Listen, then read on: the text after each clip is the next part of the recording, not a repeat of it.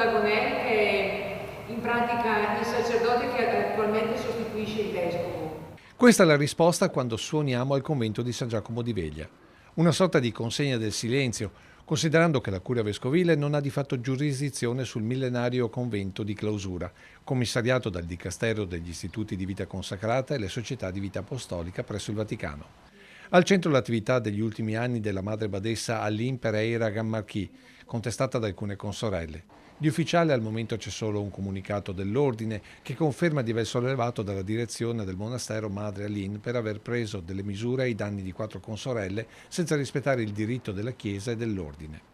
Una vicenda che ha un primo atto formale nel gennaio del 2023 e per molti legato all'apertura del monastero con la produzione di Prosecco inaugurata solo un mese prima, il 9 dicembre del 2022, e ancora oggi ricordata così all'interno delle Sacre Mura. No, ma lei non mi ha visto, perché io ero qua dietro nascosta. Ah, no, perché mi ricordo che poi qui avevamo fatto una cosa. Ah sì, avete fatto la degustazione. Sì. Sì, io sentivo, ma voi non mi vedevate. Un'iniziativa che allora la badessa spiegava così.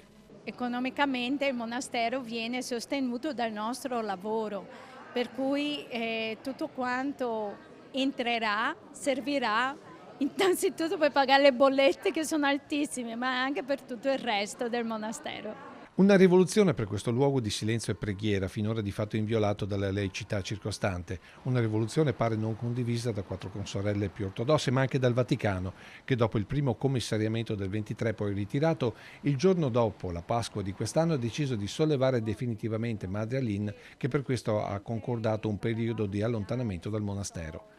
Ma l'atto più clamoroso si è consumato il 29 aprile, quando 3 suore e una novizia hanno lasciato furtivamente, secondo il comunicato dell'ordine, la struttura, unendosi all'ex badessa in una località segreta. Ora all'interno del monastero sono rimaste 20 suore, mentre l'ordine attende che Madre Aline ricorra contro il decreto rivolgendosi al dicastero e non con una denuncia civile, conclude il comunicato dell'ordine religioso, dove tra l'altro non si capisce contro chi e su quali fondamenti, dal momento che tutto si è svolto rispettando il diritto ecclesiastico e che è il solo abilitato a regolare la vita monastica.